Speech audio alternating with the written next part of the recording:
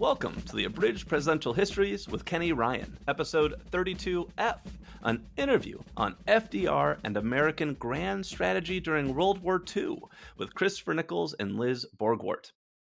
I'm excited to welcome Chris Nichols and Liz Borgwardt to the show today. Chris is the Wayne Woodrow Hayes Chair in National Security Studies and a professor of history at Ohio State University and author of Promise and Peril, America at the Dawn of a Global Age, and also Ideology in U.S. Foreign Relations, New Histories. Liz is a historian, lawyer, and author of New Deal for the World, America's Vision for Human Rights from Harvard University Press. She's also currently working on a project about the legacies of the Nuremberg trials at the end of World War II. Together, they are the joint editors of the book Rethinking American Grand Strategy, and American Grand Strategy during the Roosevelt years is exactly what we're going to talk about today. Liz, welcome to the show. Chris, welcome back.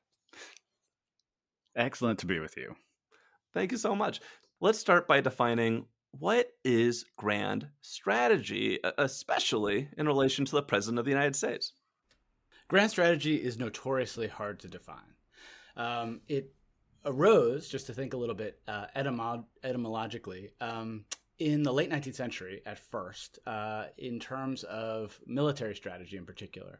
But the most important moment for thinking about and defining grand strategy pertains exactly to the topic that we have at hand, which is from the 1930s through the late 1940s, American policymakers, British policymakers, and others talked a lot about grand strategy. And you find this if you do sort of Google searches and keyword searches and all kinds of that. You see an enormous rise in the use of the term grand strategy. So what did they mean in that moment? What was going on in that era? Well, obviously, we've got the turmoil in the world system in the 1930s, rising fascism, authoritarianism, war, conflict. But they're also thinking about how military strategies can shape the peace. And so that's the big transition and transformation in what grand strategy means and how we as scholars now today tend to define it. So a narrow but helpful way for listeners and others to think about grand strategy would be to say it's about matching necessarily limited means to long-term ambitious ends.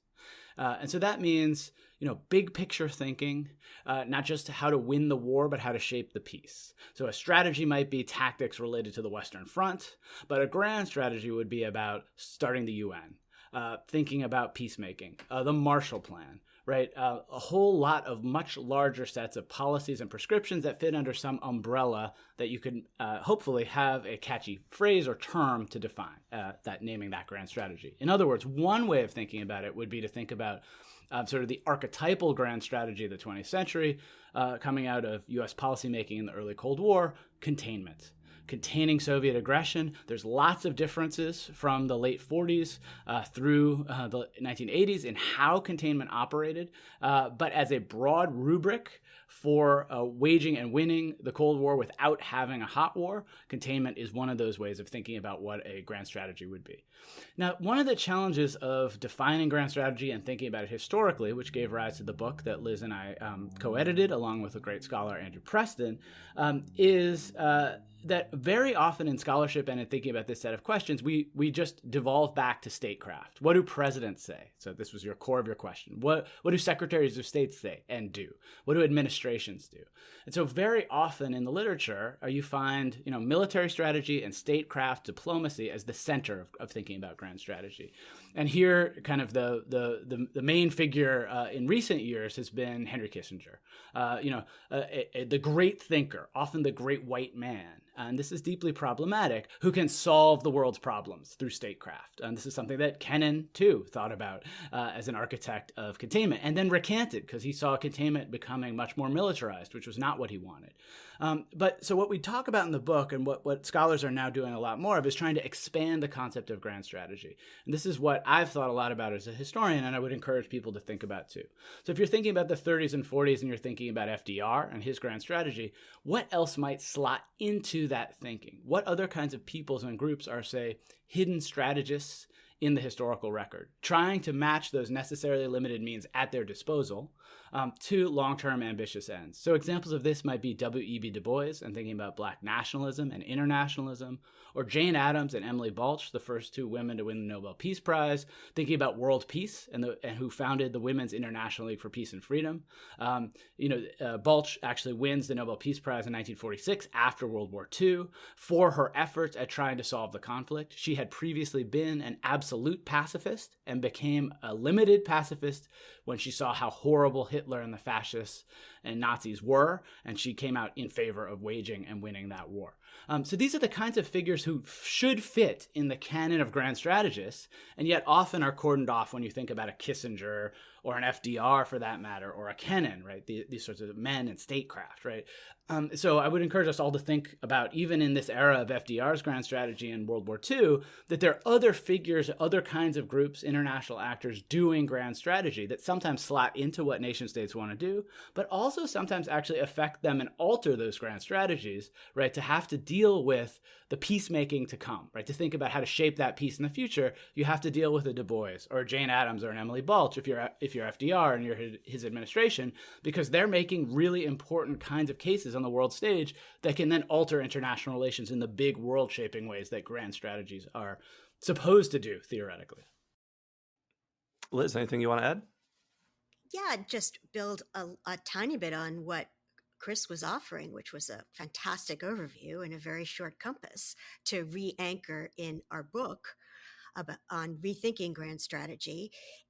Mostly to talk about just briefly the genesis of the rethinking, in the sense that he mentioned Henry Kissinger. I was literally looking through the index of, I don't know, whatever Kissinger's most recent book on world order was, and just noticed that there was nothing about human rights, nothing about the environment, nothing about global health, nothing about, I don't know, women, nothing about and decolonization, or I mean, all kinds of things that you would just never in a million years associate with Kissinger, but that we do now associate with security, stability, and strategic planning for the safety, health, long-term viability of the United States and indeed our planet. And so just wondering, what would these ideas about grand strategy look like if you included these topics, such as the environment, feminism, decolonization, human rights, etc.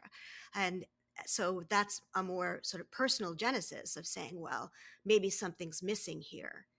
And I think that maybe the only other thing to bear in mind is, what makes grand strategy different than just being a fancy term for long-term planning, Right. right? Or big picture planning. And it is its fanciness. Grand, I mean, it sounds, Yeah. And Looks better on a resume. yeah, so maybe that's part of it.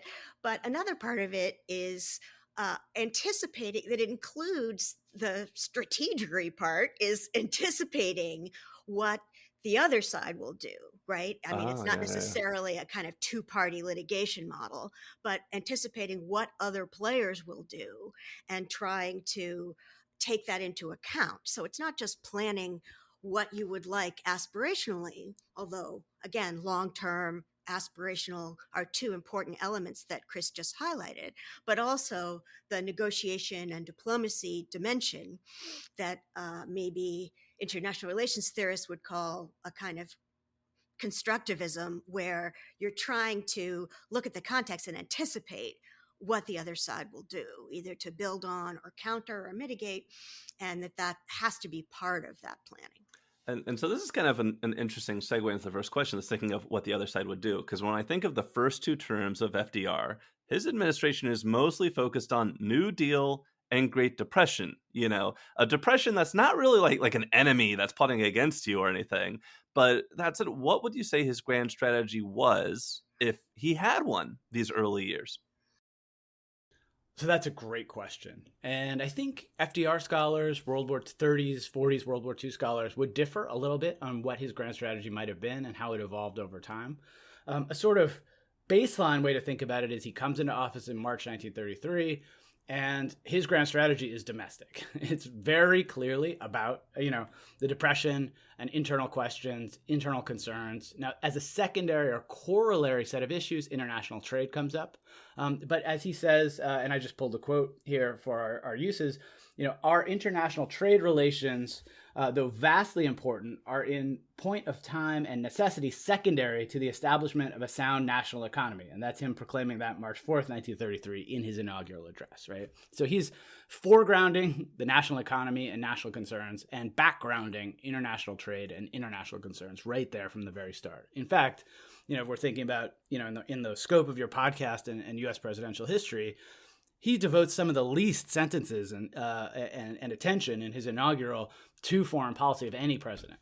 And that's an important note to make, right? He wanted to focus on domestic issues. And this is a kind of truism in U.S. political and presidential history. Very often when presidents come into office declaring that they want to focus on the domestic, some international set of crises force them in the other direction.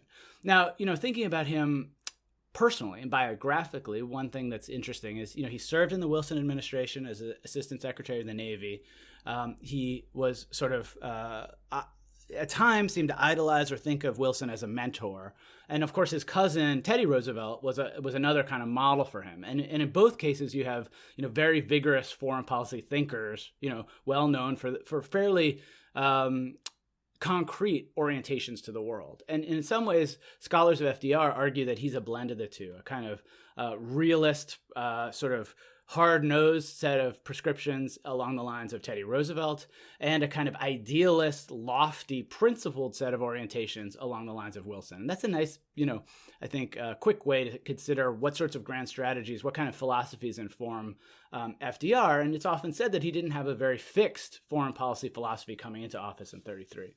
So, it's focusing on the domestic, secondarily on international trade. Now, if you want to think about what that grand strategy looks like in international relations, it is that international trade should be prioritized to help the domestic economy, and particular instantiations of that as you go through the 30s start with the good neighbor policy in Latin America.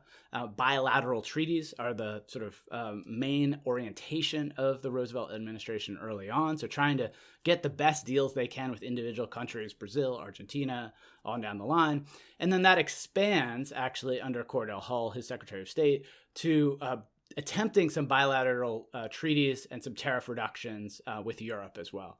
One other thing to think about that's notable in thinking about FDR's foreign policy and grand strategy, of course, is also how he deals with people. One of the crucial ways that we understand the FDR administration is a little bit akin to the Lincoln administration, a kind of team of rivals model where he pitted people off against each other. He had favorites. Some people had to react to what he had to say. So famously, Cordell Hull, Secretary of State, sometimes didn't know what he was doing. He would have to learn from a public pronouncement or press release from FDR of what the new policy would be. This happens in particular related to gold standard and negotiations of currency stabilization in Europe, where Cordell Hull is off in the mid-30s at a conference on that, and he then gets a missive from FDR kind of changing his mission mid-plan. There's roughly 4 people that FDR listened to a lot if you think about the formation of grand strategy. And he was most dedicated to a kind of personal diplomacy. So when you think about the FDR administration foreign policy, you think about those iconic pictures of him, often with Churchill or Stalin, right? And that's kind of how he pursued foreign policy. He would personally put his imprimatur on there. For another example of this is he winds up being dedicated to recognition of the Soviet Union for the first time since the Bolshevik Revolution in 1917. Now, this isn't a major part of his grand strategy, but if you think about broader sort of personalizing of the diplomacy of that moment, who he listens to and when, it's not until he personally intervenes in the negotiations that you wind up with an FDR who's pursuing the recognition of the Soviet Union. There's about 4 people he listens to. Hull, who's his Secretary of State, who he sometimes kind of alienated, as I noted before. He particularly listened to Hull on questions of Latin America and didn't rely on him so much in terms of of Europe. Henry Morgenthau, who was the Secretary of the Treasury, who was a longtime friend and a neighbor, was another of the people that FDR listened to a lot. Harry Hopkins, his famous sort of right-hand man, Secretary of Commerce and head of lots of New Deal programs, who had been with him through his governorship in New York. And then Sumner Welles, who was ambassador to Cuba and later Undersecretary of State, who Hull really detested. And they had this battle, Hull versus Sumner Welles in the State Department. And then another guy by the name of William Bullitt, who had been Wilson's embattled peace emissary during the Russian Civil War, and sort of was part of thinking through recognition questions with the Soviet Union, and he became the first ambassador to the Soviet Union. So as you think about this, the relatively small team, sometimes pitted against each other, that's the team that's helping FDR make a grand strategy as you move through the 30s, as there's a rising kind of cataclysm of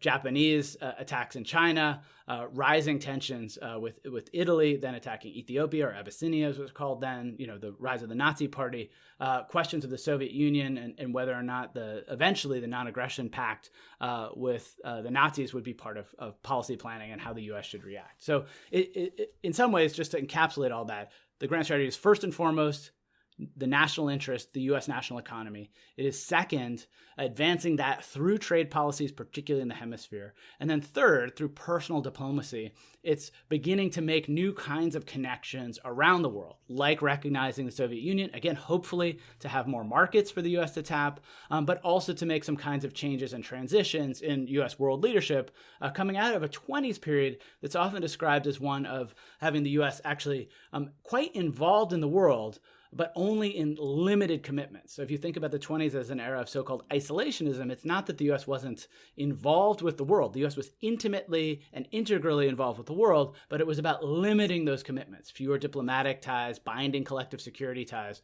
FDR is broadening that out slowly but surely across the 30s. And by the way, I'm loving this model of like Chris answering the question fully in a 2-minute lecture, and then me just chiming in with random thoughts that I have. That's really working for me. But also, there's a grand strategy. It's a sort of process, meta level grand strategy, which FDR referred to as bold, persistent experimentation. Oh, right? yeah. That all of this messiness and calling people and saying, it's off, it's on, it's this, it's that, you're fired, you're not, is actually a strategy with him, in the sense of his overarching goal was to get the country moving again. Yeah. And that when we come to talk about, say, the four freedoms, which is, we're already getting into the 1940s, but this idea that it's a long-standing debate among historians of like, did the New Deal work, getting Sure. the U.S. out of the Depression? No, it didn't. It was the war or this Right. or that. But it did work in the sense that people stopped being afraid. People, Yeah. and that's the four freedoms link, because freedom from fear, we can talk about what that means, but was one of them, one of this list of freedoms. But this idea that that's what worked. And whether, any specific policy, FDR was personally less than bothered about whether it was succeeding or not, and would start new groups and new offices that were Right. had overlapping mandates and were fighting with each other, and Yeah. and that this was part of a larger mission, as I said, on this sort of more kind of process level of just getting the country moving again. So it sounds like, and he kind of alluded to this, when he comes into office, he runs on the Great Depression and being the guy to fix it. And that's a big part of his concern. But, and then there's the good neighbor. And so it's like still kind of our hemisphere, things he's thinking about. And then off on the edge of the world, is far across the oceans, he starts being concerned about these rise of dictatorships, whether it's fascist Italy conquering Ethiopia, as you say. You have Japan invading into China. You have Germany, Hitler takes power right around the time FDR does. And then Soviet Union's hanging out there too. So I'm curious, how does he rank these potential threats against others? And when do they really rise to the surface of, this is something that, like, I'm really, like, this is my top concern? It's a bit of a difficult question to pick exactly when, but there are a few clear pivot points in the Roosevelt administration when there's a rising interest in and concern about Japan, Germany, Italy, and the Soviet Union. I would say that the years 1936, 37, and 38 are the crucial ones. You have re-election of the president in this landslide election in 1936, which emboldens FDR's hand on the domestic and foreign fronts, where he famously attempts to pack the Supreme Court. Coming out of that, there's been some real success in New Deal policy, and he's expanding his approach to foreign policy and battling a more or less isolationist Congress, who's tried to tie his hands to some extent with neutrality acts across these years. And so the 37 moment is the one that I think is crucial. And in particular, I would single out his quarantine speech in 1937 against Japan. And just before that, issuing a statement for neutrality in the Spanish Civil War. So in the one case, the former case, in the Spanish Civil War, what the U.S. winds up doing through its neutrality acts, in fact, is that FDR follows a kind of very weak British and French policy that's vaguely pro-Franco to not have the U.S. become embroiled in the Spanish Civil War. So is this isolationist? Is this neutral? It's a little of both. Is it unilateral? It's a unilateral assertion of neutrality. And it's in keeping with a kind of set of foreign policy precedents that in a lot of my work and in the book on grand strategy and otherwise, I've argued are the bedrock of U.S. foreign policy. The kind of default setting of U.S. foreign policy up through this period has been to steer clear of foreign entanglements. And this is one of those moments. Though there are real commitments. You can see this in FDR's diaries. You can see this in some of his public statements even. He's conflicted. The default setting is go with neutrality, but not now and suddenly in 1937 on Japan. And that's the transition point, I think, in seeing what's happening, particularly in the Pacific and Asia, as a new set of threats that's going to embroil the U.S. in a potential conflict, much more clearly in 1937 than what we are to see in 38, 39, 40, as the rising tension and then Hitler's attacks make clear that a European war is on the horizon, too. So, often with hindsight, we read back into this era kind of path to war. Here's all these series of moments. And that there is some truth to that. But you need to look at these pivot points. And when you look at these pivot points, such as the quarantine speech in 1937, you actually see the U.S. is much more concerned in the latter half of the 30s with the Pacific and Asia. And let me give you a little taste of what FDR had to say in this moment. So what he says in the quarantine speech, which really aroused some pretty remarkable mixed reactions from the U.S. And this gives you a sense of the isolationism, or at least the caution about the use of U.S. power of that moment, is that, he says, it seems to be unfortunately true that the epidemic of world lawlessness is spreading. There must be positive endeavors to preserve peace. And the way to do that, when there's an epidemic of, quote, physical disease starting to spread, the community needs to approve and join in a, quote, quarantine of the patients in order to protect the health of the community against the spread of the disease, right? So a quarantine, it includes sanctions policy. It suggests, a viral disease in terms of ideology, as well as spread of the particulars of the government system, economics, right? There's a whole host of things that could be understood to be contained within this kind of viral metaphor here. And of course, he's been someone who was stricken with infantile polio, right, paralysis, and you see in quite a few of his speeches and statements these sorts of returns to illness kinds of language, viral kinds of language. You could even think, though it isn't his language in the early Cold War, of the Iron Curtain and the kinds of orientations that people talked about of the ideologies of communism. Here you see the kinds of viral ideas about containment related to ideologies of fascism, Nazism, communism, right? But you see this kind of mixed reaction in the Washington Post, the New York Times, even some, Midwestern, even isolationist papers like the idea that there would be a quarantine policy. But a whole lot of others were worried about this. Why is the U.S. taking this stand?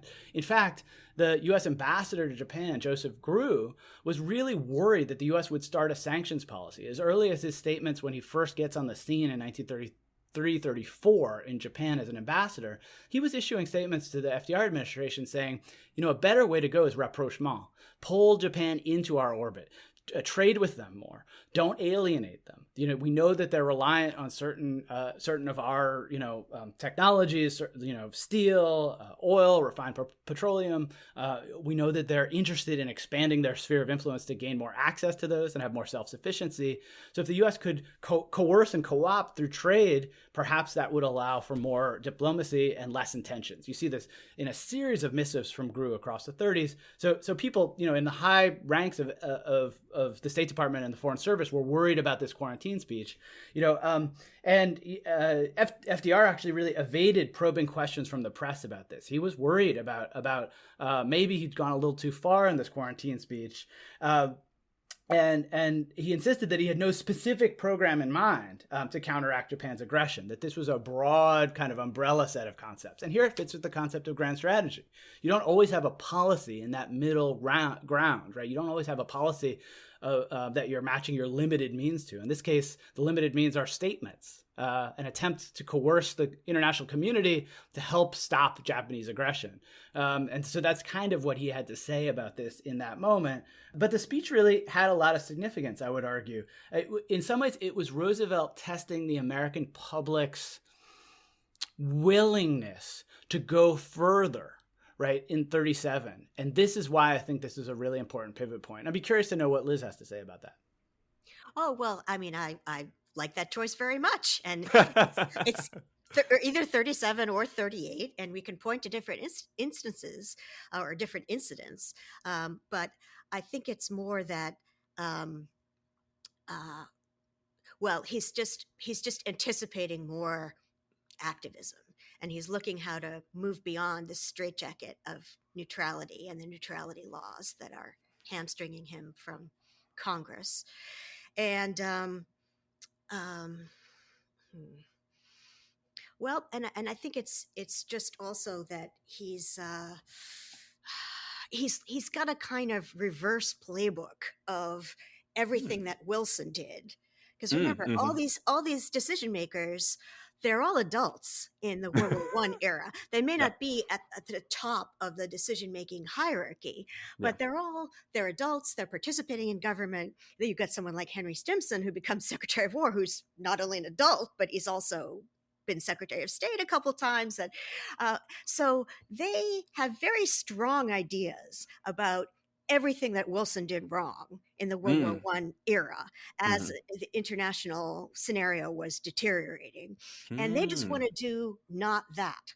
And so we can say that that's the source of a lot of mistakes, actually, sort of overcompensating. But basically, all these folks have this kind of reverse playbook in their back pocket where they're saying, okay, whatever we do, we're not doing this thing. Do you have some examples of that, of like, we don't want to do X, Y, Z?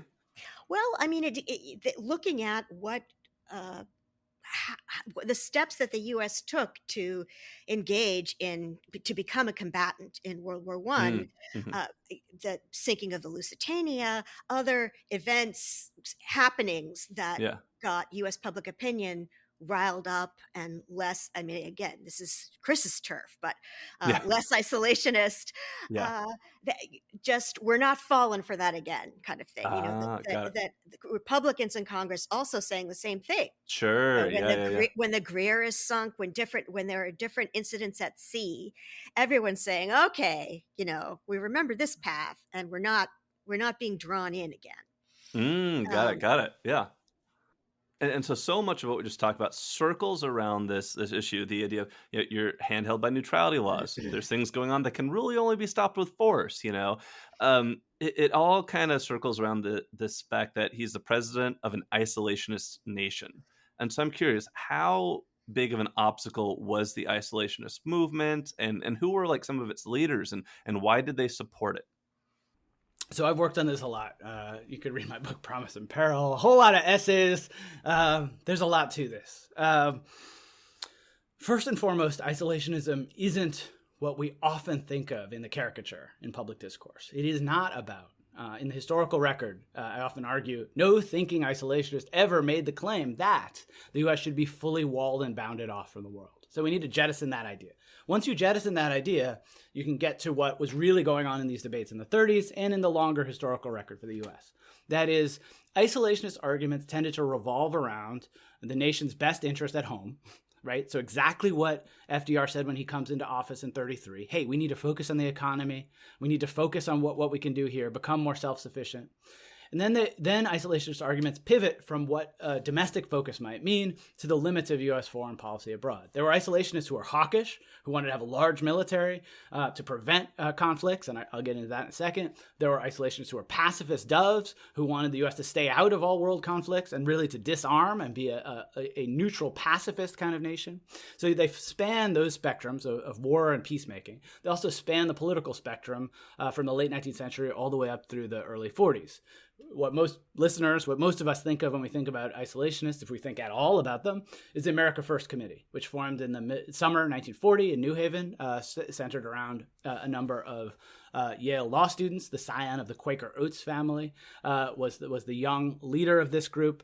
And then they brought in all kinds of different folks. Gore Vidal was part of that. A young Gore Vidal, a young JFK gave money to the America First Committee.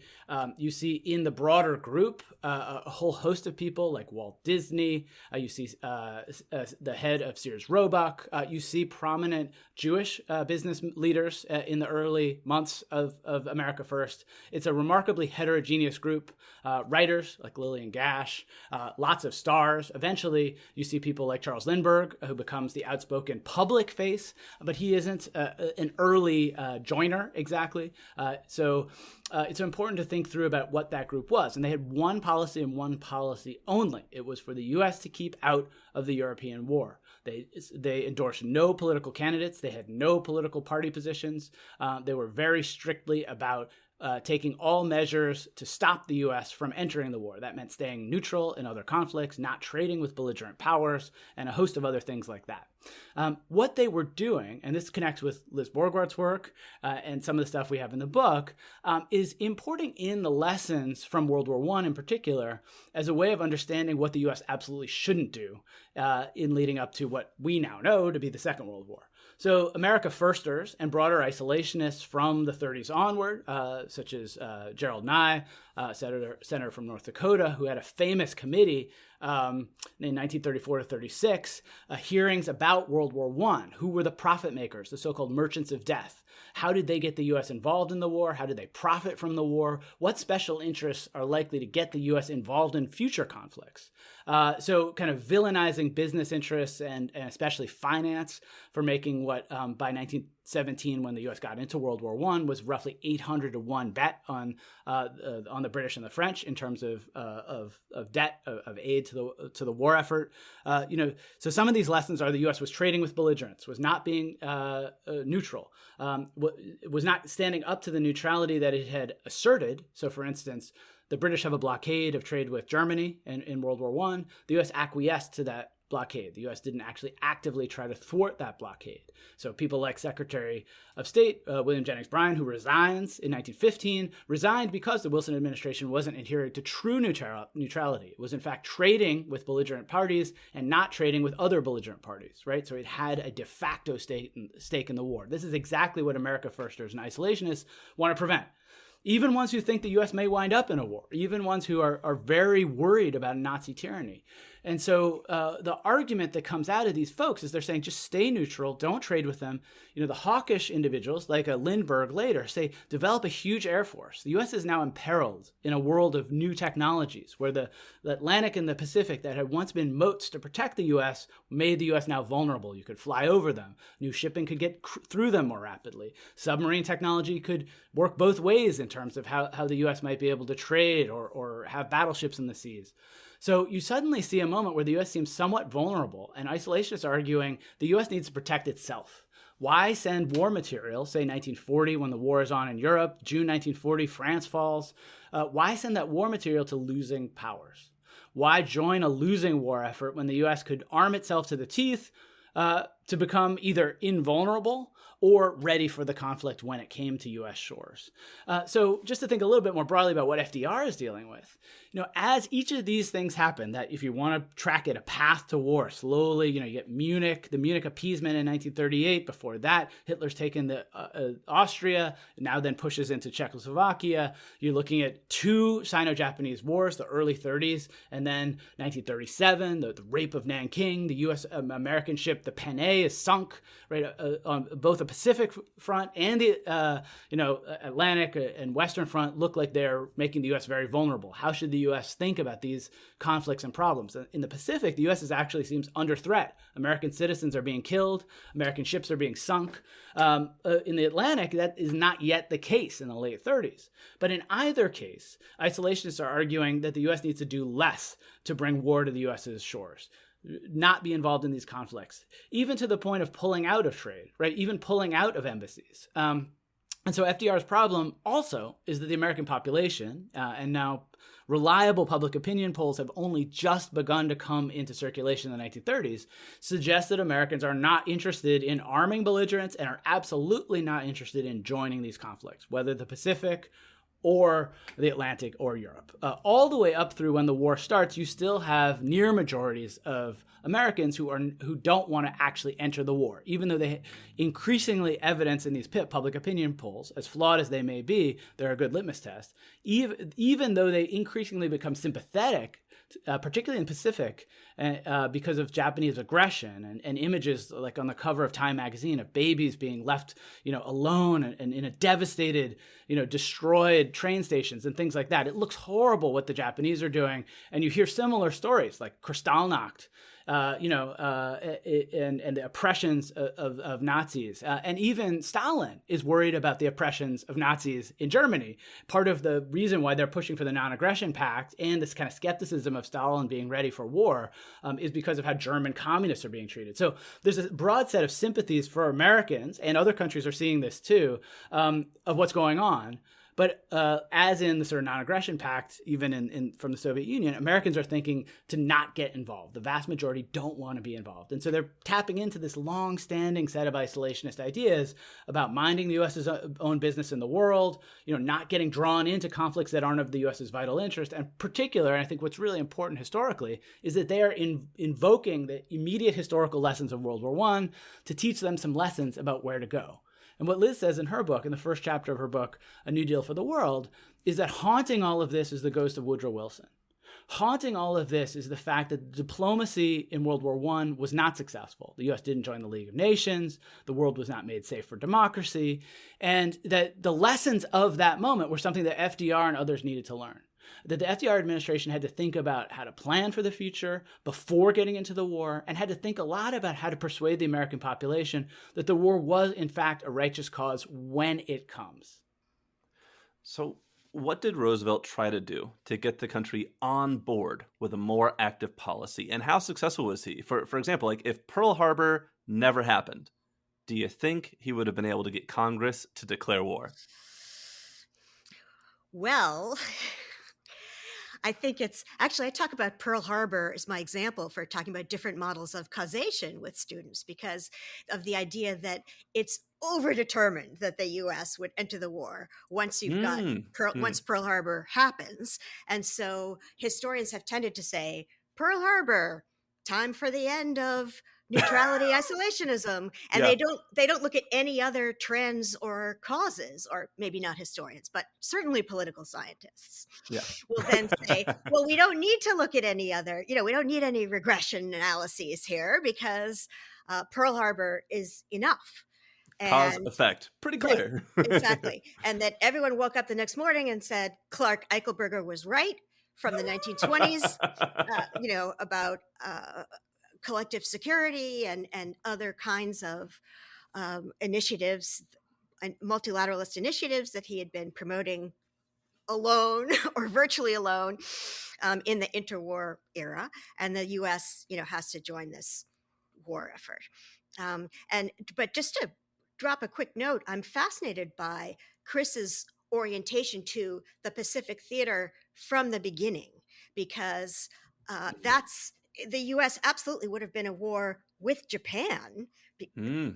in the wake of Pearl Harbor, and turned Yes. to the Yeah. Pacific Theater first had it not been for Hitler's declaration of war just a few days later. And there's a new book on this, brand new book. I don't have the author's name in front of me, but he basically goes hour by hour in terms of Hitler's decision to declare war on the United Oh, States. wow. And Interesting. because it's been sort of a mystery. I mean, I understand Yeah. the larger point about not wanting the US to have a lot of time to build up and kind of shock to life its industrial base and vast resource base, Mhm. because that can only be bad news over the medium term for Germany. So why not just get in there and do some damage? But it still doesn't really explain it. And I mean, Japan was an ally, but Hitler didn't really set great store by not letting people down. So it's very hard to say what led to that decision that then induced the U.S. to turn east Right. first, or at least co-equally with turning west. But I mean, there are a number of trends that Chris had been speaking about that were brewing, I guess. And so the Roosevelt has started, at least rhetorically. I mentioned the Four Freedoms speech, Yes. also in 1941, but in January 1941, so almost a year before Pearl Harbor, we have Roosevelt's Four Freedoms speech. And this is actually his State of the Union address, which is sort of timely. They tended not to call them that then. But it's his annual message to Congress, which is the Right. State of the Union address. And he says, this is what we're about, is these four essential human freedoms. And they were interpreted domestically as a domestic set of goals or aspirations. We were using that word earlier. But that's not necessarily how Roosevelt intended them. I mean, most famously interpreted by Norman Rockwell in a very domestic context, right? In both senses of that word, domestic as in not international, and domestic as in images of home and hearth and enormous turkeys and this kind of thing. I think people can kind of conjure those images to mind, even all those years later. But Roosevelt's vision of the Four Freedoms, he if you listen to the speech, which it's very easy to do online, he percussively repeats, everywhere in the world, everywhere in the world. And he's got his advisors pushing back, Harry Hopkins saying, well, Mr. President, I don't think the American people are going to really care that much about the Four Freedoms for the people of Java. And supposedly Roosevelt said, well, they're going to have to pretty soon, Harry. So they might as well start now. So he does have this as on the shelf, as it were, as it becomes a set of war aims. And these are freedom of speech and expression, freedom of religion, freedom from want, and freedom from fear. Those are the four freedoms. And there's almost sort of empty signifiers at first, right? They're at such a high level of generality that Sure. what do they even mean? Right. And yet they start to be filled in with content from Okay. brewing global conflicts, or not even brewing, right? Actually happening. It's just that Hot. the U.S. isn't involved with them, right? Hot ones, boiling, not brewing. Yeah. And they become, especially in Roosevelt's mind, more and more international until by the end of 1941, we can say that they're a set of war aims. All right, so I very much agree. I think that it was a gradualist approach that FDR took. I don't think it was a forethought-out strategy per se for the U.S. to become, say, involved in the war, or even to pull the population necessarily in one particular direction, at least not until the very late 30s, when it seems more and more clear that the U.S. is going to be involved in these global conflicts one way or another, as a belligerent, as an ally, as an arsenal of democracy, as he later calls it.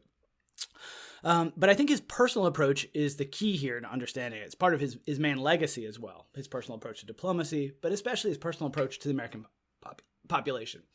So you see in his fireside chats, for instance, a president very open to people, open to trying to pull them along to understand the consequences of how government can help them and the stakes of the challenges ahead, right? So thinking about the Depression and the New Deal, and what Liz talks about in terms of the New Deal for the world, how to extrapolate and expand what's going on at home to the world system.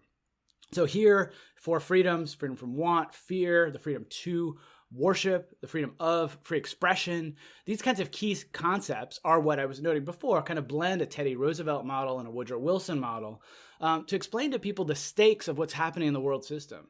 It's democracy against authoritarianism. It's democracy against dictators. It's these bigger stakes, the kinds of things that matter so much at home, especially as they seem viscerally important to people who've just experienced and are still in the midst of a dire economic recession, depression, right? To think about then the stakes abroad and how the U.S. could be an agent for change in the world system, or at least help alleviate some of the suffering in the world system that is now just not about the recession and depression and economics, but is now about oppression and aggression abroad, right? So part of that personal diplomacy is shifting how people think about the stakes of the world that they're living in, because again, most Americans don't have a very large sense of the international system in this era. That most Americans are defaulting back, as we've noted in terms of public opinion polling, to a kind of narrow understanding of the U.S.'s role in the world. Call it isolationism, call it unilateralism if you want. But, it's a real skepticism about the U.S. use of power abroad. And very often, even you can see this in some great Pathé News interviews with individuals that are on video that you can find on YouTube. Individuals saying they just want to stay out of war. They really just want to focus on their families and their homes. And they remember what the World War I experience was like, and they really just don't want to go abroad and be part of it. So as FDR gives a sense to the American population of the broader stakes, the 4 freedoms kinds of projects, the bigger ways in which the American New Deal could become a world New Deal, that helps through sort of personal ties pull the population along. Now, there is some coercion and co-optation here, and you could think about the Atlantic Charter in August 1941, a series of events from roughly 1940 when FDR is newly elected all the way up through Pearl Harbor in December 41, where slowly FDR is able to pull the Congress along, as well as the broader population, towards understanding the U.S.'s role as one of a more active one in the world conflict, short of declaring war. So here you could think about it's January 41 when he issues the 4 Freedom speech. You also have a shoot-on-sight orders because U.S. ships, according to him, and U.S. shipping, who are actually radioing information to the British and others, are under attack from German U-boats. So there's an argument that the U.S. troops, especially U.S. Navy, should be able to defend itself in this era, and gets Congress to go along with that, although it's battle. And you move through that, August 41, the Atlantic Charter, where you get Churchill and FDR proclaiming their fundamental allyship and a desire to ward off Nazi tyranny, as they literally say it, to end the Nazi tyranny in that document. Now, it's not a formal treaty. It's not an agreement. It's not an accord. And Liz talks about this a great deal in her book, A New Deal for the World, and we talk about it in her chapter in the Grand Strategy book. But basically, the Atlantic Charter is a commitment of the U.S. To aid the British and to get into the war. And Churchill thinks of it as such. And so you can see this series of moves through late 1940 up through Pearl Harbor in late 41, whereby slowly FDR pulls the Congress along, and in his public statements, he pulls the population along too, towards a recognition that the U.S. is going to wind up in the war, or at least has a larger stake in the conflict because of the ways in which the U.S.'s kind of ideals are very much under threat, and also could be a springboard for how a reshaping of the world in a post-war world might operate. And that's a kind of grand strategic way of thinking. Yeah. Okay, and I'm just curious. I'd love to hit this yes, no. It's a fun question, which you guys are going to hate. Could he have gotten Congress to declare war without Pearl Harbor? What do you think? Do you think yes? Do you think no? No, not on that timing. But yeah. But maybe later. Who knows? Yeah. Yeah. Mm-hmm. Yeah. So it seems to me that Pearl Harbor was necessary. Some sort of attack, some sort of direct threat, conflict, or series of fairly devastating losses had to be a casus belli for the U.S. to be involved in the war. That said, I do think, as I noted from my earlier answer, the ways in which the U.S. policymakers, foreign service, and military strategists are focused on the Pacific and Japanese aggression suggests to me that possibly short of Pearl Harbor, some other moment of aggression could well have been a casus belli. For instance, the sinking of several major U.S. ships or commercial liners, an attack on a U.S. embassy, something along those lines.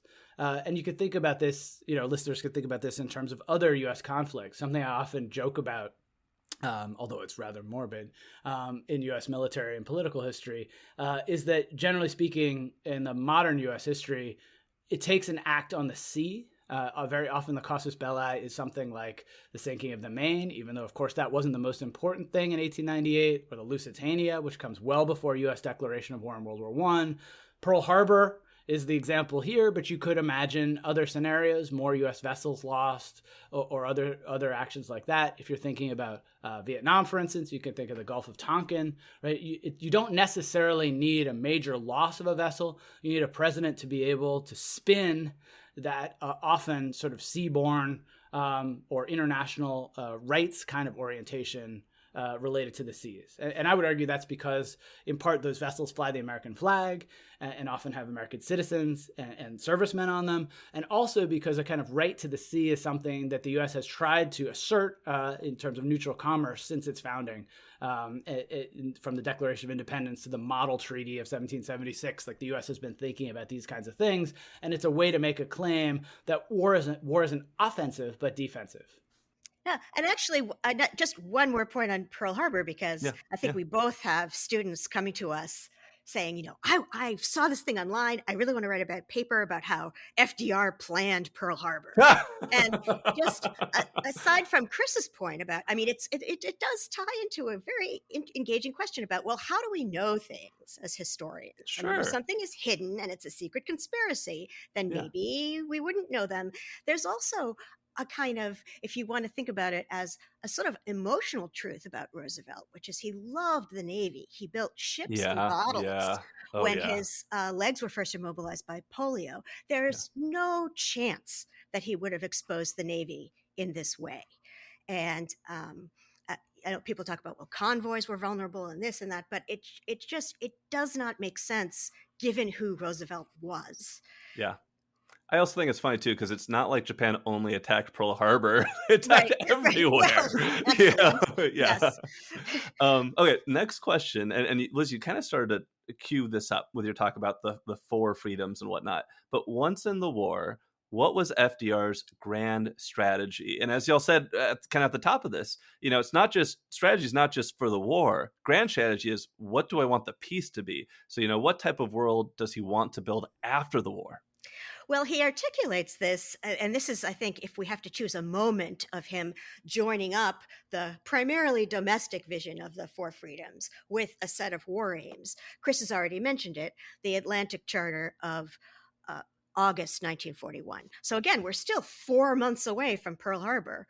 Roosevelt meets with Churchill in secret off the coast of Newfoundland. He's still very worried about an isolationist backlash like the one he received. He was really smacked after that quarantine speech that Chris mentioned, even though that was a while ago. So he's still taking it slow.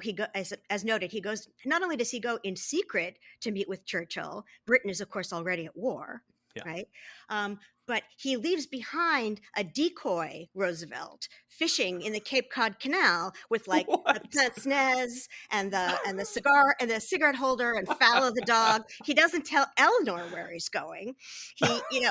He sneaks away to have this meeting, and then once there's a result, they do publicize it. But that's the place where Roosevelt is. He had been asked at press conferences going up to the Atlantic Charter meeting how he wanted to write the next piece.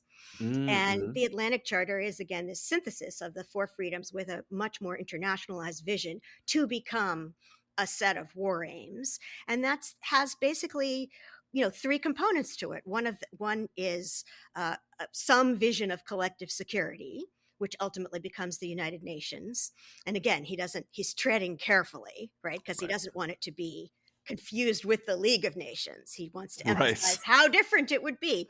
But collective security, economic stability, which is one of the lessons of the domestic side of the Great Depression, right? And that becomes, say, the Bretton Woods institutions that are negotiated actually as the war is still unfolding in 1944.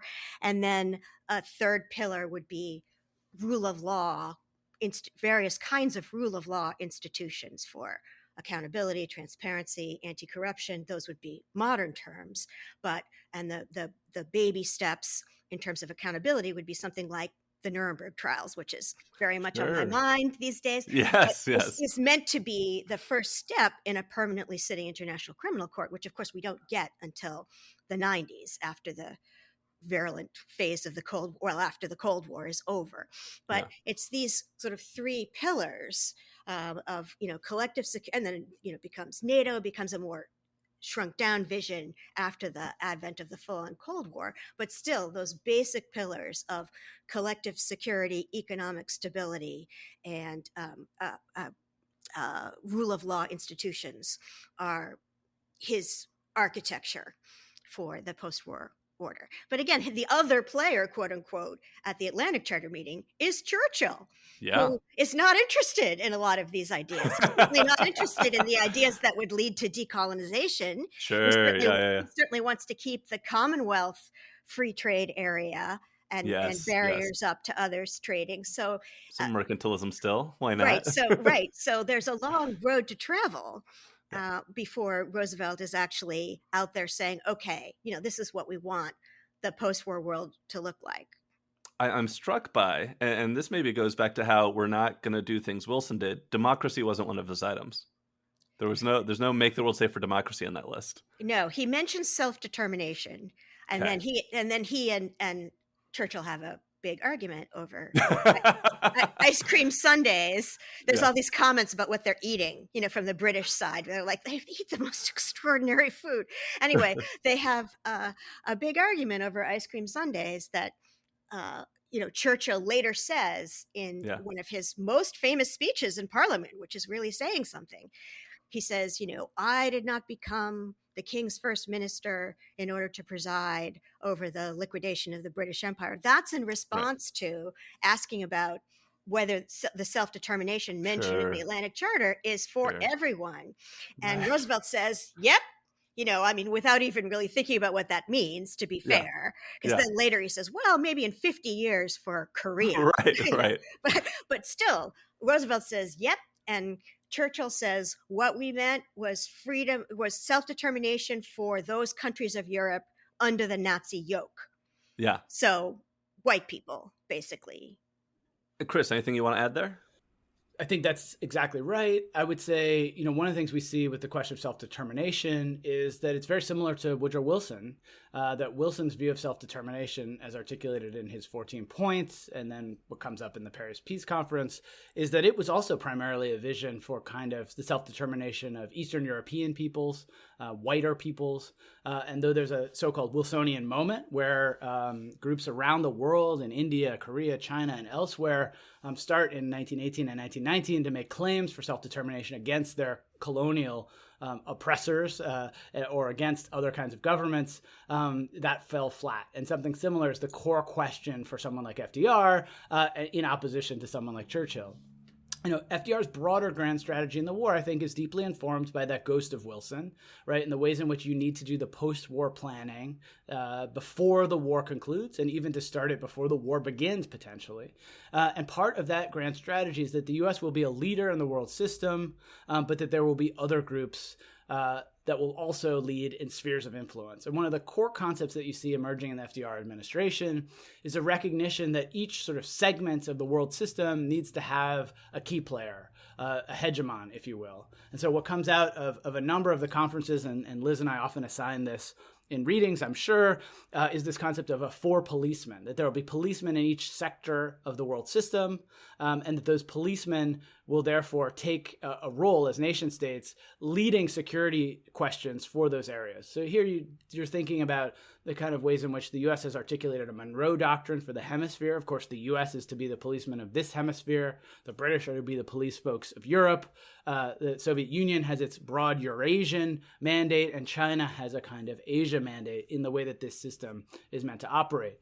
Africa doesn't necessarily have a specific policeman. It has police agents across these groups as the negotiations unfolded.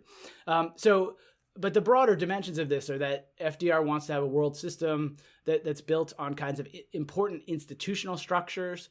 And here you could think about what becomes the UN, the IMF, lending agencies. Again, with U.S. world leadership, you could think about the U.S. dollar becoming the key currency in the world system. And that's the kind of broad grand strategy. You don't see all of that articulated up front, 1940, 1941, but by 1945, it's very clear by the time that he dies that the world system FDR is envisioning and negotiating in the series of major negotiations is one that looks more or less like what I just described. And before we get too carried away with this, I'm taking off my sweater. I'm so excited. Before we get too carried away with this, also, it mirrors very well the problems and weaknesses with the domestic New Deal. Who is excluded? Who is left out? Who is left behind? Quite deliberately, in many cases, and sometimes by accident in terms of unintended consequences. But those problems are mirrored in a spooky or not so spooky way, maybe predictable way, at the transnational level. So the post-war grand strategy dream has a lot of omissions. There are domestic omissions and there are foreign omissions. And then there are questions that are just unresolved. So you could think about in the Middle East, as there's an increasing understanding that fossil fuels are the way of the future. Who are the police groups for those areas? Who gets hegemony? Who gets access? So there's a lot of U.S. diplomacy with Saudi Arabia. What happens with Israel? It's 1947. Israel is founded. The Truman administration immediately, within minutes, recognizes Israel's foundation. How and why does that happen? So there are questions related to what the resolution will be in the Middle East, for instance. That's one example of many kinds of omissions here. Then there are domestic sort of grand strategy dream questions. There's a famous double V of Black Americans in World War II, this argument that there needs to be a victory over oppression, totalitarianism, white supremacy abroad, and there needs to be that very same kind of victory at home. And so you see lots of rising outcry, starting with A. Philip Randolph before the war starts, with a proposed march in Washington in 1941 for freedom and justice. He doesn't actually do that. He gets concessions from the FDR administration. And slowly you see through a series of executive orders from the FDR administration through the Truman administration, desegregation in military contracting and then in the U.S. military. But very slowly, the grand strategy does not seem to account for the ways in which U.S. rhetoric does not match up with the realities at home. And this becomes a huge problem in the Cold War. It's a major propaganda tool for the Soviet Union in the Cold War to point out lynchings, oppression, the very imperfect state of American democracy and racism at home. There's a lot of ways to think about these omissions in grand strategy, but one of the real challenges at the biggest level of thinking about grand strategy is holding in place the relationship between the domestic and the foreign. And here's a clear set of omissions in the post-war planning. The FDR administration was very clued into trying to reshape the world system and not as invested in and clued into trying to reshape the system at home to match the ideals that it's attempting to advance abroad. So jump ahead a second. You beautifully condensed, FDR's grand strategy to New Deal for the world. And you've already mentioned how Churchill didn't necessarily have the same grand strategy. So I'd love to talk about what were the grand strategies of some of these other big players. What was Great Britain's grand strategy? What were they hoping to get at the end of the war? Germany, Japan, and the Soviet Union. What, for each of these big players, what was their grand strategy and the worlds that they were hoping to build? I can only do these at the biggest picture level. That's totally okay. I think for the Brits, it really was for those who were most aware of what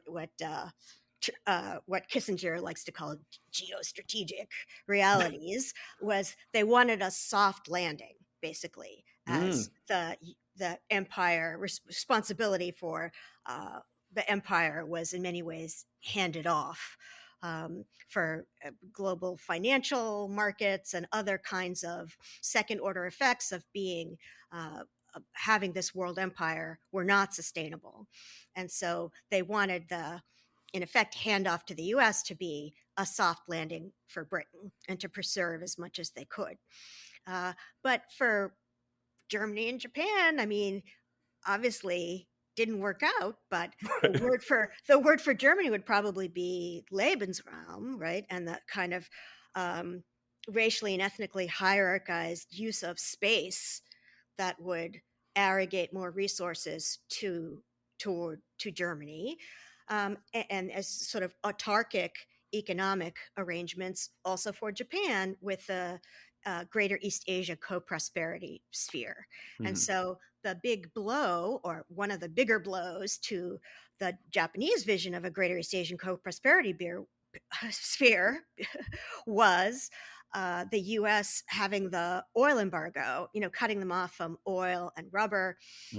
That was meant to be a chokehold and sparked the backlash of Pearl Harbor in terms of being denied essential resources. And then the Soviet Union?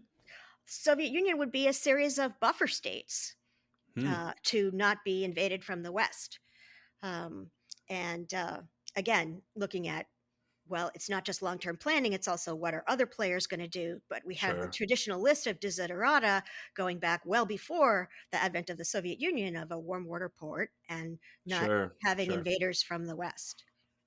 And Chris, would you add or tweak any of these? So I think Liz handled it pretty well. I would add, I suppose we could add a few other players to the system. So we could say the French coming out of the war are looking to re-implement their empire, right? So one of the flashpoints here in the Cold War, early Cold War, of course, is Indochina, aka Vietnam, right? And they're moving rapidly back into that. And one of the real challenges for the U.S. is whose side should the U.S. be on? The OSS agents there on the ground in Indochina and Vietnam are at a loss to figure out Ho Chi Minh. At first, they think he's a nationalist Democrat, and then they argue and begin to see him and paint him as a communist, a sort of insurgent wanting to transform the country. And you see a default setting of the U.S. shifting from a kind of Asia-first strategy that we saw to some extent in the thinking that I noted about the U.S. preoccupation with the Pacific in the war to a Europe-first strategy, which you could argue is epitomized by the Marshall Plan, for instance. So that's a French piece there, and that's why the U.S. then winds up being a de facto agent of French empire for roughly a decade until they're pushed out in 1954. Another area to think about here would be to think about China. China riven by civil war, coming out of this conflict, who will win? The U.S. is now backing the nationalists and Chiang Kai-shek coming out of this conflict, but of course Mao and the communists look to be gaining ground, every month coming out of the war. And so that's who and what do they want as a grand strategy is a really important set of questions. And the U.S. has not worked out its relationship to the potential outcomes there. You don't have a clear answer in U.S. grand strategy to what happens when the communists take over or if the nationalists win. There's a hope that the nationalists will win, but there isn't very clear policy planning, at least not that I've seen in the historical record, for what happens if and when the communists win. And so you see, American conservatives, for instance, in the late 40s, really weaponizing the victory of Mao as this kind of loss that the U.S. hadn't planned for. And there's some legitimacy there. Not that the U.S. could have solved it, right? It was not an American-centric solution, but that the U.S. hadn't fully planned out or gamed out in a grand strategic sense what the U.S. might do in those scenarios is important and interesting to think about. There's a couple other countries worth adding to our big player list.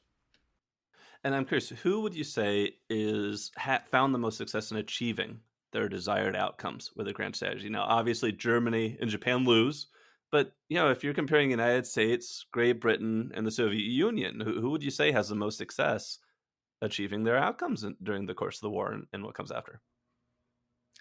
Well, it's kind of an odd question in the sense that the U.S. just loses so much less. I mean, from everything in terms of manpower, infrastructure, civilian population, and gains so much more that it's hard to say that it's any entity other than the U.S. I think that Soviet Union comes out, or Stalin comes out Stalin, yes. very frustrated Yeah. that the Soviet Union Interesting. isn't given more deference and credit for the Sure. massive sacrifice that it's made in order to win the war. I think that's exactly right. I think that the U.S. is by far the least affected by the war. One of the things that I often note in teaching is just how tragic and devastating the losses were on the Eastern Front. Right, the German and Soviet losses on the Eastern Front are the vast majority, 90% or so, of wartime casualties. Americans tend to think of World War II and think of D-Day and Band of Brothers and all the sacrifice. And there was plenty of that, and there was plenty of heroism, and I don't mean to minimize it. But if you think about the losses and casualties and devastation of the war, you need to think about the Soviet Union and the Eastern Front. And that deeply informed Stalin and his thinking coming into the Cold War, and also why he was worried about and perplexed by not getting more credit for having fundamentally helped win the war through terrible attrition and losses. Another element of thinking about some of the ways in which success could be measured would be to think about how world economic systems then came to revolve around and rely on the U.S., right? And so when you think about the Marshall Plan and the rebuilding of the European economy, the U.S. is the only country that really had not been hit at all on mainland U.S., except for a few Japanese balloons and a few minor shelling incidents. The U.S. economy was the strongest in the world, and all peer economies have been largely devastated. So not only is the U.S. largely, if not entirely intact, but it's also fine-tuned its industrial apparatus to build up all kinds of things, right? So the U.S. can export every kind of good even better than it could before the war, and it has basically a total employment in that moment, which is a dramatic change from early in the Depression, of course. So it also has a lot of affluence to begin buying things from abroad and at home, so again, kind of supercharging the American economy if you're thinking about successes there.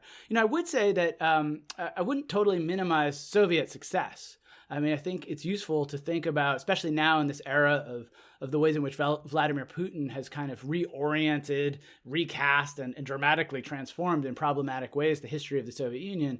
His thinking about the success against the Nazi Germany as a triumph of the Soviet military and economy and ideology is something that helps sustain the Soviet Union through some bleak times in the early Cold War as well. And so in some ways, winning a war of aggression without a tremendous amount, or at least not accepting that there was a tremendous amount of Western support and U.S. support is important. I'd add one more country. I think the British do very well. I mean, what you need to do is to think about the fact that the British were on the ropes with the Blitz of London and in late 1940 into middle 1941. You could imagine a scenario where the British home islands were invaded and Germany, and of course, American military planners were imagining that scenario. The people like the America Firsters were predicting it. So the fact that the British held out as a lone island nation with not an enormous amount of capacity is a remarkable success in kind of world history, military history terms. Though they can't dictate the peace, they did succeed in winning the war and holding out against pretty long odds, you'd have to say. That's a good way of putting it. Let's talk about Yalta.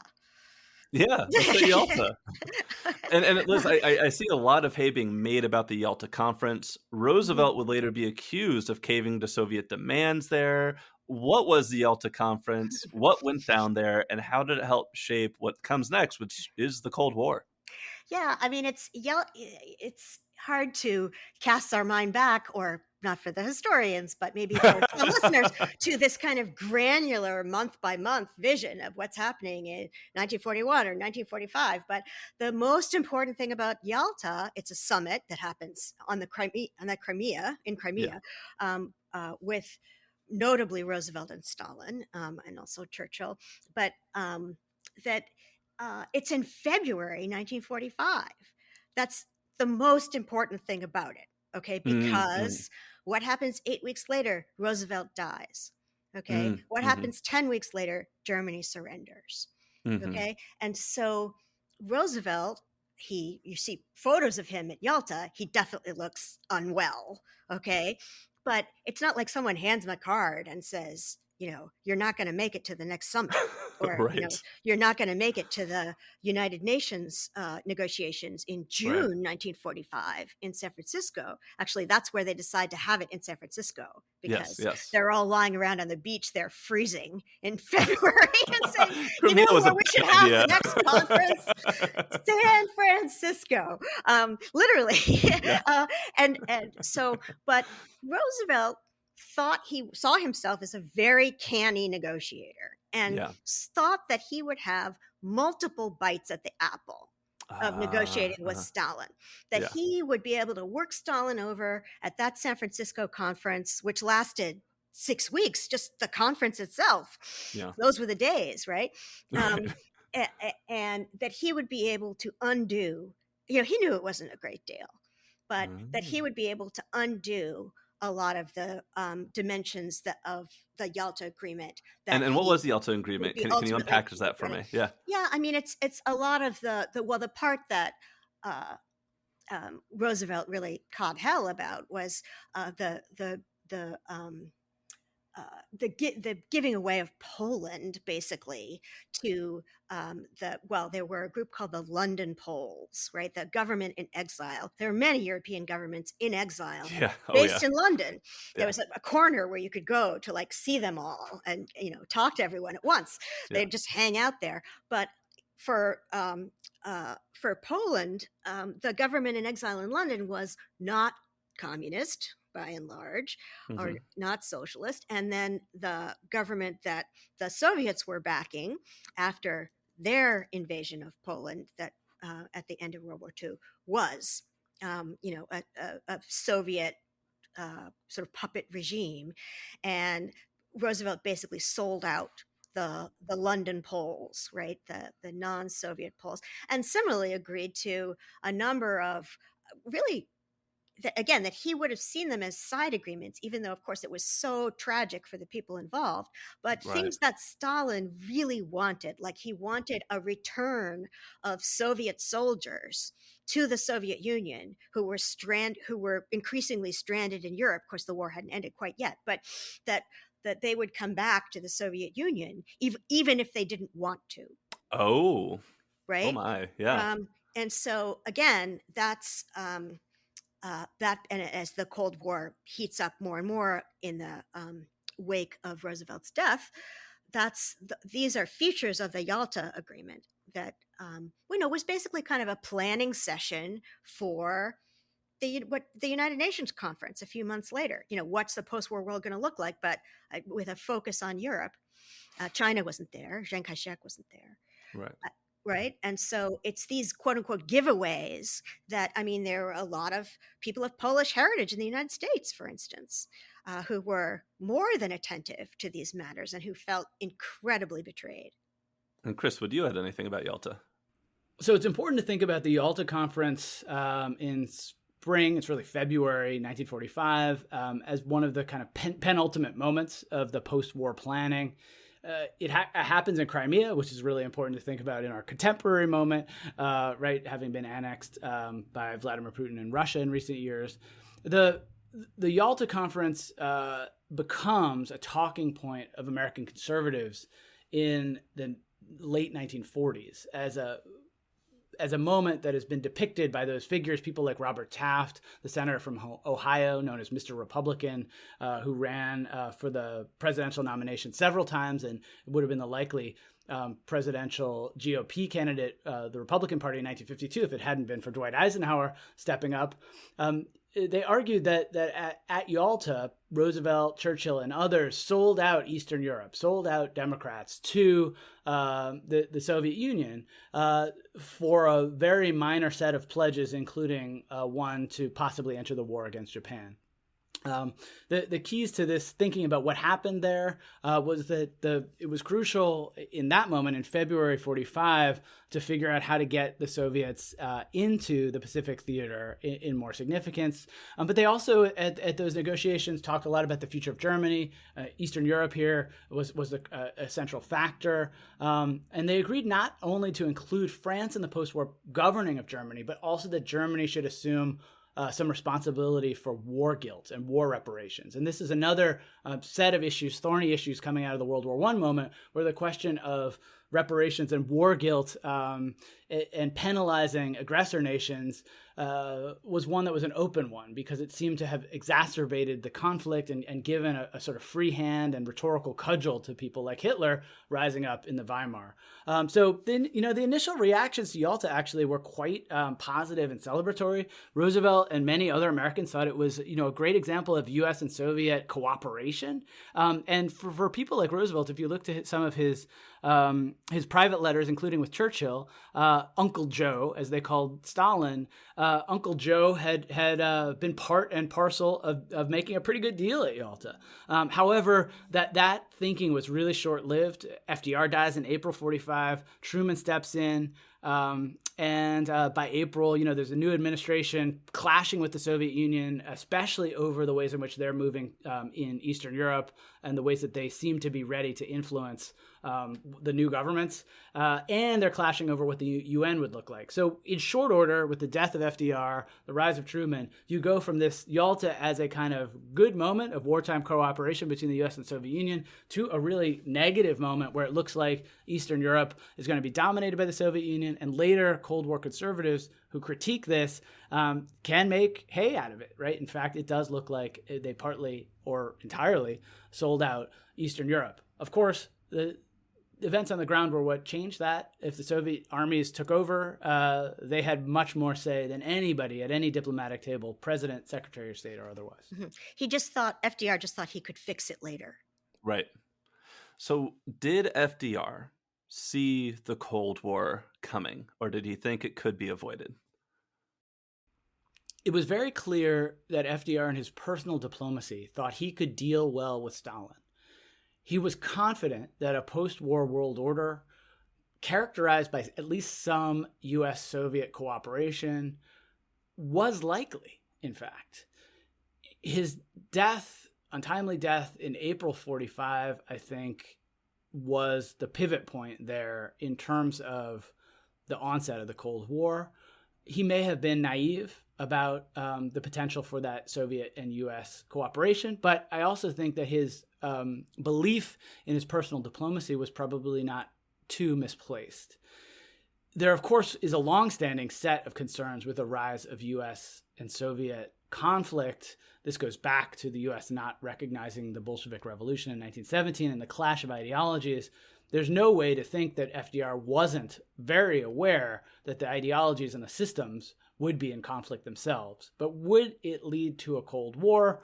Seems at least uncertain when you look at FDR's own thought and statements and his actions in terms of diplomacy.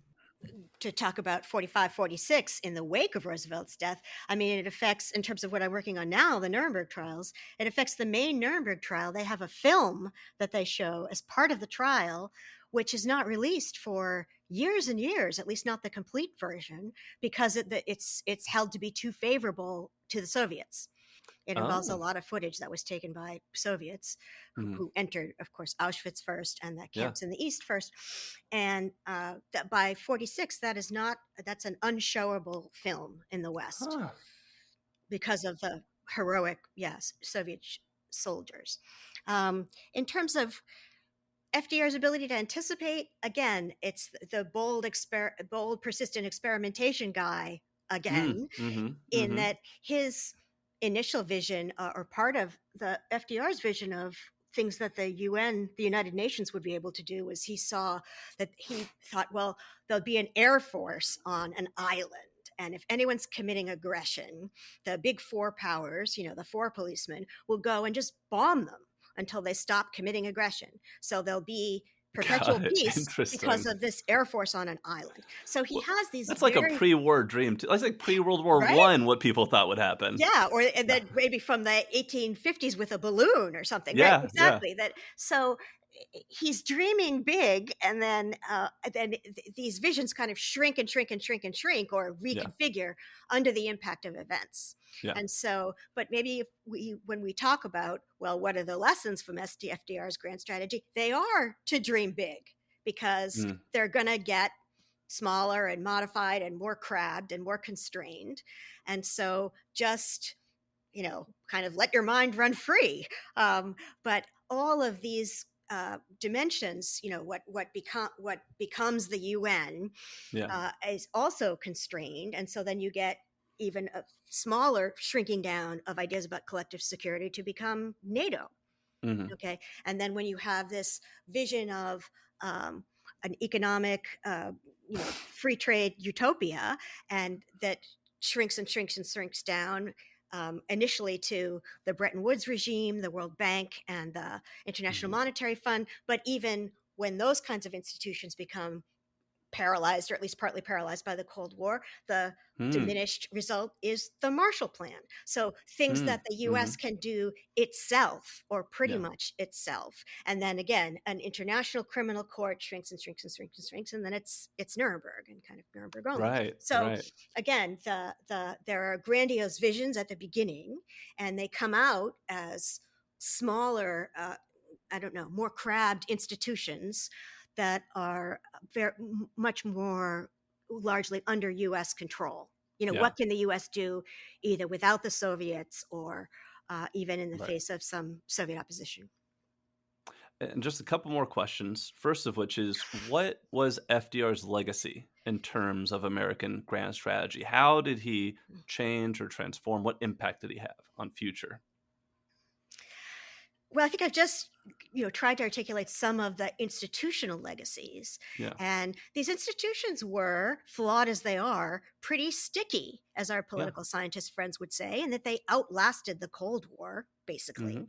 Hmm. And at, but having said that, we can also go back to the beginning of this conversation, where our historical actors from the World War II era are kind of looking at their World War I era playbook Right. and Right. saying, okay. And one of the things that they took away from Wilson's cautionary tale was start planning early, start planning before the war is over.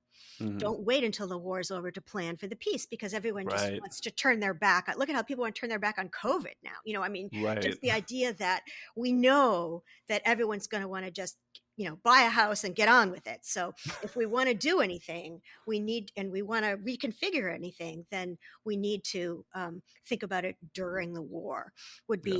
be, kind of one example. And of course, and another one I've just mentioned would be make it big. Anything you'd add, Chris?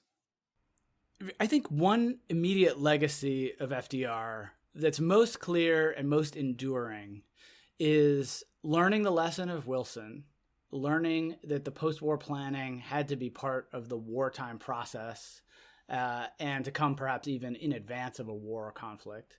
Working cohesively to think about not just winning the war, but shaping the peace. So the classic definition of grand strategy. Or the classic expanded definition, if you will, including operating with transnational and international actors and organizations, like the Red Cross, for instance, Women's International League for Peace and Freedom. Another legacy of FDR's in terms of grand strategy, I think, is ideology.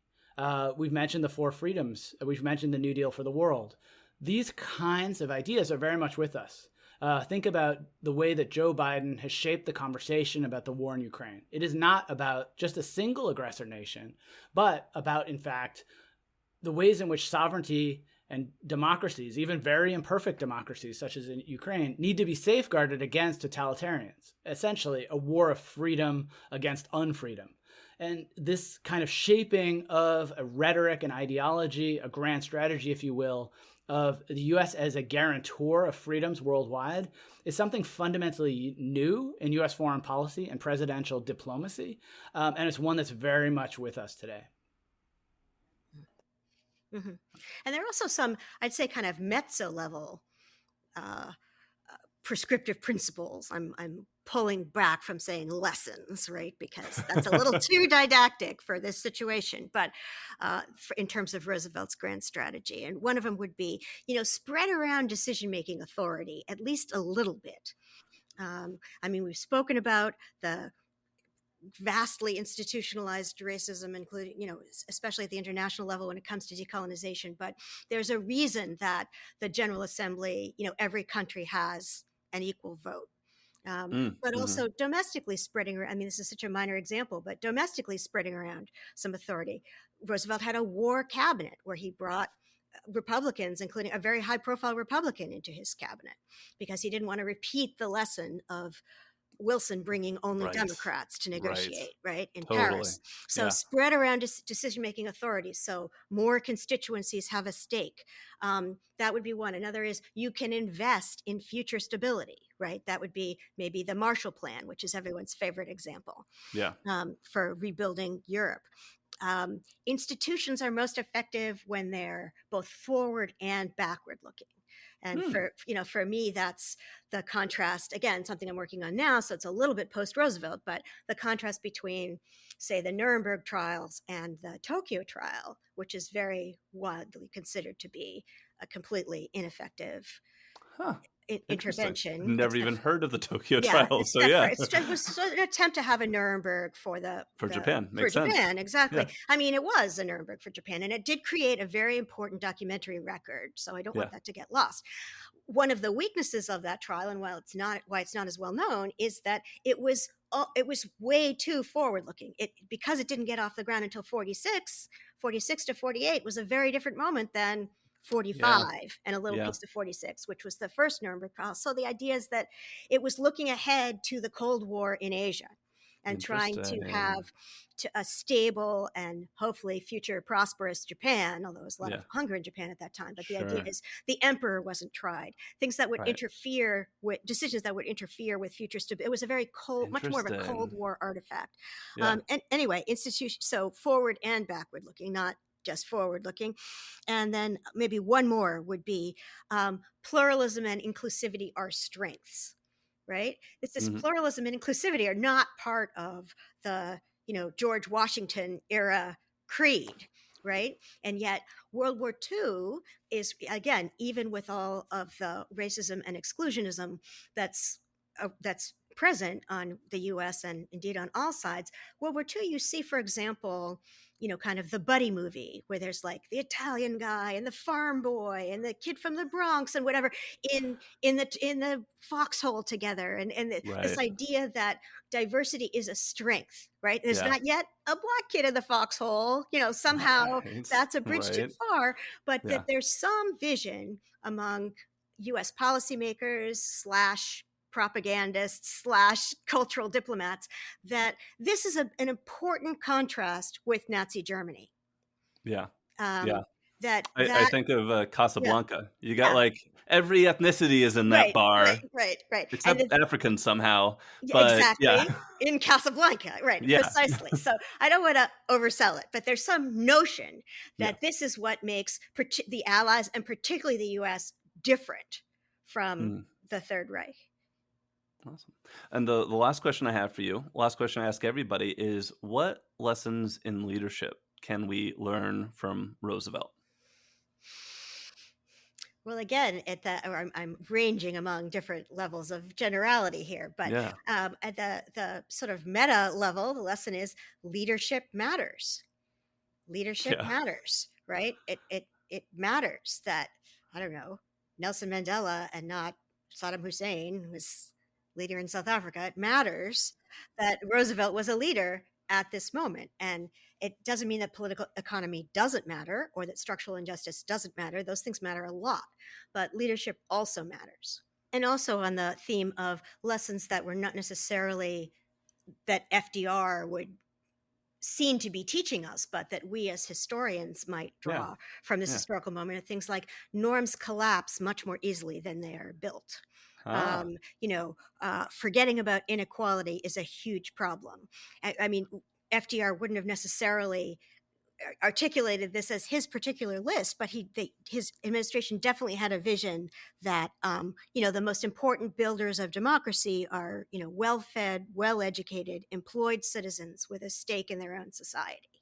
And that was a very important piece of the New Deal that had strong implications, he would have felt, who he agreed, for democracy. Forgetting about accountability is a huge problem. Again, relating to some material I'm working on now, but also, FDR and others in the interwar era had an analysis of, that the wound from Reconstruction had not been cleaned, very largely from his time in Warm Springs, Mm-hmm. Georgia, though he spent a lot of time recuperating and saw incredible heart-wrenching poverty, particularly among Black Americans. Yeah. And that, if you don't clean the wound, you weaken the body politic, to continue with the medical or bodily metaphor. Sure. Cultivating allies matters, right? He would have had, again, at this higher level of generality.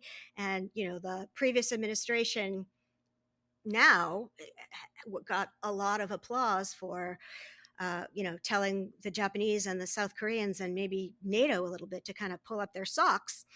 But if China were to seize Taiwan, I think there would be a very strong interest in stalwart Pacific Rim allies, right, at that juncture. And so that's also a longer term project as well as a project of day-to-day diplomacy. So first, of course, FDR's personal diplomacy was crucial to his leadership. If you're thinking foreign policy, you're thinking grand strategy. He's in there. He's mixing it up with other world leaders. He is unwilling to cede a lot of control. Like Lincoln, he's a team of rivals kind of guy. He's pitting people against each other, but he's also got favorites. He's surprising some of his subordinates, even very high cabinet officers, with his proclamations and statements. And he expects them to execute in terms of leadership. So part of those are lessons learned that are positive. Part of those are arguably negative kinds of lessons learned. I think his outreach directly to the American people is perhaps the most important sticky element of his presidency that stood with us.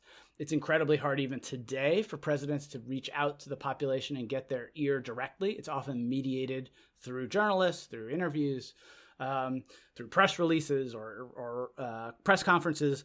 But what he did with the fireside chats was talk directly to the American people, to their ears, and get astonishing numbers. Some of his talks had 60, 70, 80% of Americans tuning in. You absolutely cannot have predicted that in any other era. That expectation would be absurd in 2023. And another element of thinking about his presidency was the ways in which he kind of reshaped norms and processes. He really was part of changing the presidency itself. In some ways, his critics, both in the 30s and his critics thereafter, thought of him as one of the first of the imperial presidents, a president taking in his hand the reins of foreign policy and domestic policy. Herbert Hoover famously argued about all of the overreach of the Roosevelt presidency as exposing to some extent the ways in which the presidency had too much power. That he could intervene in the American economy, that he could set prices, or his administration could, that he could, call it the arsenal of democracy, and in a de facto sort of way, get the U.S. into the conflict itself, push the U.S. through a series of measures, as I said, from 1940 through 41, to get the U.S. to the precipice of war before Pearl Harbor. All of that stands as a kind of set of reshaping of the office of the presidency, the kind of norms that we have, on the one hand, sort of leadership lessons in speaking to the American public, working with Congress, even if they're opposed to you in some ways, or trying to override them, right? If you think about court packing, for instance, and in other ways, operating against the norms of the presidency in increasingly coalescing the powers, especially of foreign policy, around him, and the war-making power. One really good example of this that I can't help but note is something called the Ludlow Amendment, which was almost passed in 1938, which was a push to make the war-making power something that would happen by plebiscite or referendum across the U.S. Now, not in a defensive conflict where if the U.S. were attacked, it would trigger the U.S. military to come out. But the idea was actually presidents shouldn't be able to go to Congress and kind of force their hand to make a war declaration. That since the people would fight and wage the war, the people should have a say in whether or not there should be a war at all. And that, Roosevelt fights back against that. And in fact, Congress eventually doesn't pass it. But it's quite popular. It's quite popular with the American people. It's quite popular in Congress. And that norm of the president being the war maker in chief and commander in chief, and also the sort of rival set of concepts and practices where the people want to have more of a say, even in war making, is very much up in the air in the 30s. And in thinking about in the 40s, the stakes of having an imperial president, that those are the critiques of FDR and Truman. The New Deal, the anti-New Dealers, the conservatives, even into the 50s, even in the years of Eisenhower, argue for things like the Bricker Amendment. A congressman, then Senator John Bricker from Ohio, who wanted to bind the hands of the president in terms of foreign policy and war making. If you've enjoyed this interview with Chris and Liz, please check out their book on the topic, Rethinking American Grand Strategy. You can also find Chris's book, Promise and Peril, America at the Dawn of the Global Age, or check out Liz's book, A New Deal for the World, America's Vision for Human Rights. On social media, you can find them. Chris is on Twitter at CMCK Nichols. I'll just spell it out for you, C. McNichols. And he's on Mastodon, same spelling, C. McNichols at historians.social. And Liz can be found on Twitter at prof_Borg, which, are you like a Trekkie fan? I'm curious, is there any level of Star Trek fandom, or is it just simply the first 4 letters of your last name? It's just because people can't handle the last name. So when I make a restaurant reservation, sometimes people will just laugh. So I just say Borg. I love it. So we have prof_Borg for Liz. Thank you for your time, Chris and Liz.